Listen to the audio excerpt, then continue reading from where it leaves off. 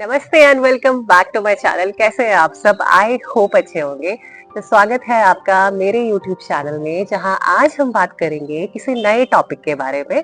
आज का जो टॉपिक होने वाला है वो विमेन हेल्थ से रिलेटेड होने वाला है। तो आज का जो टॉपिक होने वाला है वो होने वाला है योगा फॉर मेनोपॉज। मेनोपॉज यानी कि जब महिलाओं में, विमेन में पीरियड्स जो है, अगर मैं साधारण भाषा में आपको समझाऊं तो यानी जब महिलाओं में, विमेन में पीरियड्स बंद हो जाते हैं, उसके बाद जो उनकी बॉडी में चेंजेस आते हैं, हार्मोनल चेंजेस आते हैं, फिजिकल चेंजेस आते हैं, इमोशनल चेंजेस आते हैं, हम आज उस बारे में बात करने वाले हैं।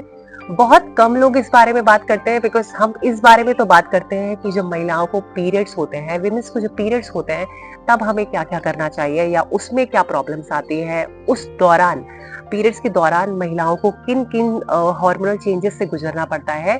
But one of the ignored topic जिसके बारे में आई थिंक सबको बात करनी चाहिए और अवेयरनेस में भी महिलाओं के होना चाहिए कि ये भी कुछ चीज होती है। सबसे पहले जानते हैं मेनोपॉज, यानी जब महिलाओं में पीरियड्स बंद होते हैं। तो ऑब्वियस सी बात है, अगर कोई चीज आपको इतने लंबे समय से चली आ रही है, आपकी बॉडी में कोई एक साइकिल कंटिन्यूअस चल रहा है काफी सालों तक, एक वक्त आने पर which is a age factor, जब एक एट सर्टेन एज में जब आप महिलाओं को पीरियड्स बंद हो जाते हैं, तो मेनोपॉज होने के बाद महिलाओं के शरीर में बहुत सारे चेंजेस होते हैं, जैसे कि स्ट्रेस होना, एंजाइटी होना, डिप्रेशन होना, जॉइंट्स पेन होना, अचानक से बहुत ज्यादा स्वेटिंग होना, थायराइड होना।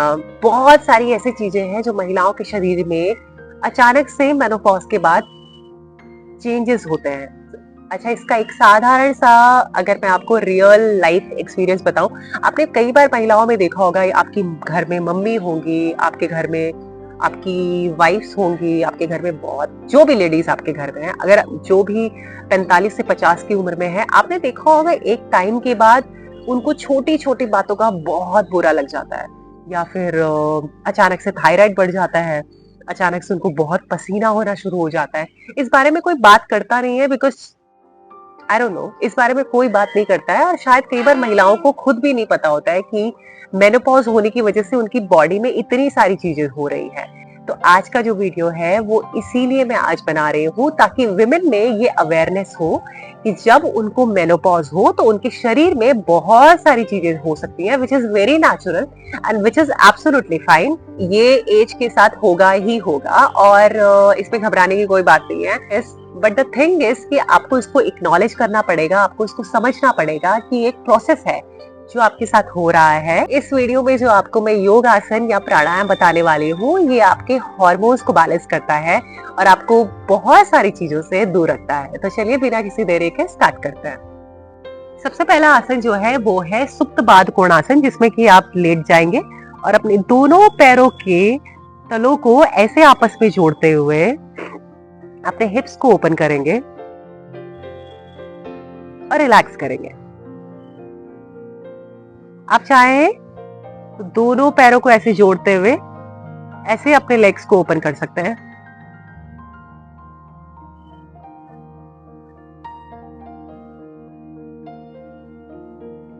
ऐसा 20 से 30 बार कर लें।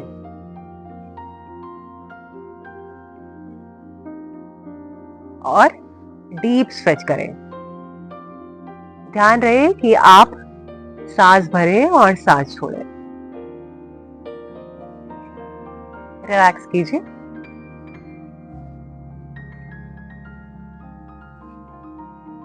दूसरा आसन जो हम करने वाले हैं उसका नाम है विपरीत करणी आसन, जिसमें हम अपने दोनों पैरों को ऊपर की तरफ ऐसे स्ट्रेच करेंगे और होल्ड करेंगे।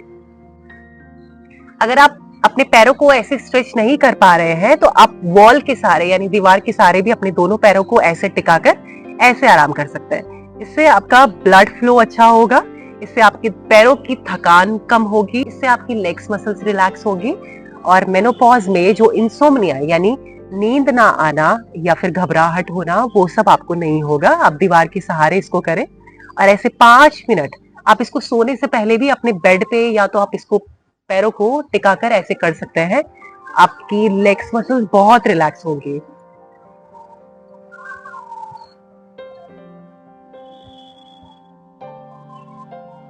5 मिनट ऐसा करने के बाद आप पैरों को नीचे रिलैक्स कर दें। तीसरा जो आसन हम करने वाले हैं वो करने वाले हैं सेतु बंद आसन यानी कि ब्रिज पोज। इस आसन को करने से आपको जो मेनोपॉज के बाद थायराइड होने की बहुत ज्यादा प्रोबेबिलिटी हो जाती है उसको आप कंट्रोल कर सकते हैं। तो उसके लिए अपने दोनों पैरों को ऐसे बेंड कर लीजिए और अपने लोअर बैक को ऊपर की तरफ उठाते हुए अपने बटक्स को स्क्वीज करते हुए ऊपर की तरफ ऐसे उठाए और नीचे लेकर आ जाए। ऊपर जाए, ऊपर जाते हुए आप सांस भर रहे हैं और नीचे आते हुए सांस छोड़े।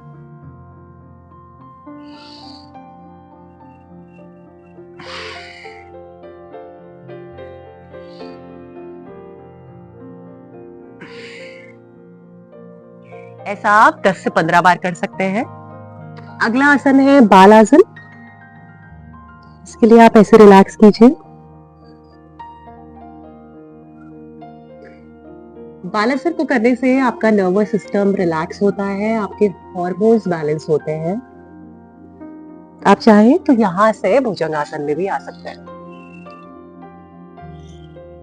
आपकी बैक मसल्स, आपका ओवरऑल बॉडी स्ट्रेच होगा और बट ऑफ कोर्स आपका पूरा बॉडी रिलैक्स होगा।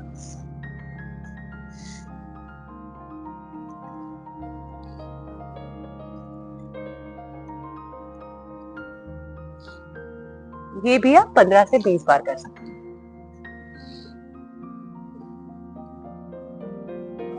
अगला आसन है मलासन। आप चाहे तो इसमें स्ट्रेच कर सकते हैं।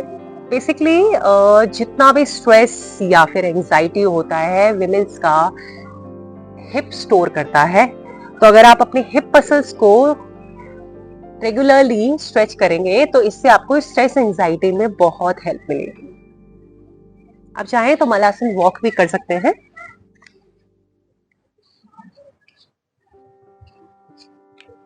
ऐसे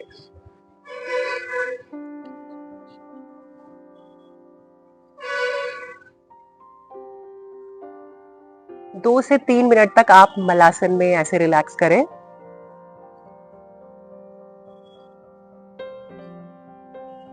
आप चाहें तो अपने दोनों पाम को मैट पे रखते हुए अपने हिप्स को ऐसे मूव कर सकते हैं। ध्यान रखिएगा आपका हिप मसल्स का रिलैक्स होना बहुत ज्यादा जरूरी है, जिससे कि आपका जितना भी टेंशन है, स्ट्रेस है, एंजाइटी है वो रिलीज होता है, क्योंकि हमारी हिप मसल्स जो है बहुत सारे इमोशंस को स्टोर करके रखती है, तो उन्हें रिलीज करना बहुत ज्यादा जरूरी है।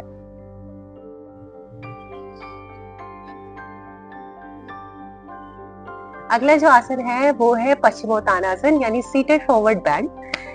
इसके लिए अपने दोनों हाथों को ऊपर की तरफ ऐसे स्ट्रेच कीजिए और सांस भरे, और जितना हो सके अगर आप यहाँ पहुंच रहे हैं विच इज फाइन, यहाँ पहुंच रहे हैं विच इज ऑल्सो फाइन, और अगर यहाँ पहुंच रहे हैं तो परफेक्ट। और जरूरी नहीं है कि आपको अपना सर नीचे लगाना है, बिगिनर के लिए कोई जरूरी नहीं है। बस आप ध्यान रखें कि आपकी स्पाइन जो है वो बिल्कुल सीधी रहे, लेंथन रहे, और धीरे धीरे सांस छोड़ते हुए बस सांस आपको छोड़नी है।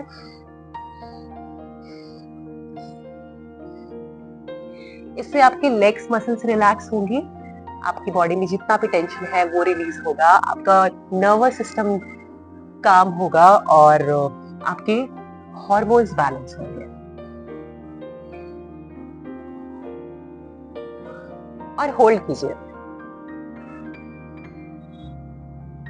30 सेकंड तक। आप यहाँ पर होल्ड कर सकते हैं, धीरे से वापस आ जाए। तो ये थी योग आसनों की बात, जिन्हें करने से आपका बॉडी रिलैक्स होता है। लेकिन मेनोपॉज सिर्फ आपको फिजिकल चेंजेस ही नहीं देता है, इसकी वजह से विमेन की मेंटल हेल्थ पे भी बहुत ज्यादा फर्क पड़ता है। लेकिन उसको हमें कैसे संभालना है ये मैं आपको बताऊंगी। तो आपको अपनी बॉडी के साथ साथ अपने दिमाग को कैसे रिलैक्स करना है, अपने दिमाग को कैसे पीस देनी है, उसके लिए कुछ प्राणायाम मैं आपको बताऊंगी। One of the common symptoms जो आपको मेनोपॉज के बाद देखने को मिल सकते हैं which is hot flushes, which means बहुत ज्यादा गर्मी लगना, बहुत ज्यादा स्वेटिंग होना। तो उसके लिए अगर आपको अपनी बॉडी को ठंडा रखना है या रिलैक्स रखना है तो उसके लिए सबसे अच्छा जो प्राणायाम है वो है शीतली प्राणायाम। तो शीतली प्राणायाम करने के लिए आपको देखिए क्या करना है, अपनी टंग को यानी अपनी जीभ को रोल करना है पाइप की तरह और उससे आपको सांस लेने हैं और नाक के द्वारा आपको सांस छोड़नी है। ऐसा आप 30 से 50 बार करें और अपनी ब्रीदिंग पर फोकस करें तो आपका बॉडी भी रिलैक्स होता है और आपको जो ये बार बार स्वेटिंग आना, बहुत ज्यादा एंजाइटी होना, स्ट्रेस होना, वो भी कंट्रोल होता है। तो देखिए कैसे करते हैं।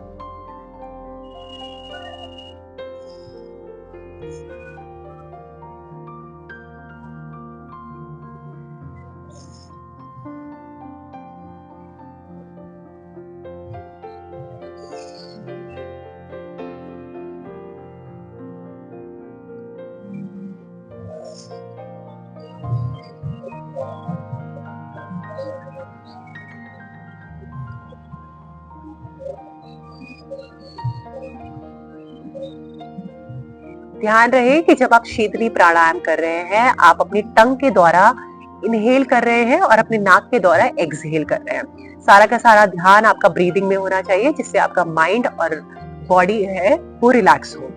दूसरा प्राणायाम जिससे आपका माइंड रिलैक्स होता है, आपके हार्मोन्स बैलेंस होते हैं, आपको स्ट्रेस, एंजाइटी किसी भी चीज का टेंशन नहीं होता है, तो वो है आपका अनुलोम विलोम। अनुलोम विलोम करने के लिए अपने लेफ्ट नॉस्ट्रिल को ऐसे बंद करें और राइट नॉस्ट्रिल से सांस भरें और लेफ्ट नॉस्ट्रिल से एक्सहेल करें। अब लेफ्ट नॉस्ट्रिल से इनहेल करें, राइट नॉस्ट्रिल से एक्सहेल करें।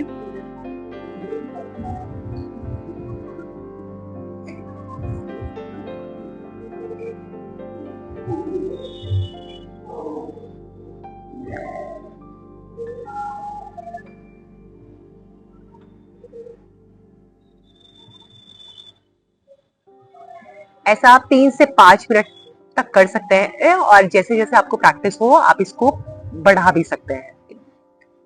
और तीसरा सबसे आसान, अपने हाथों को ज्ञान मुद्रा में ऐसे रखते हुए डीप इनहेल करें और एक्सहेल करें।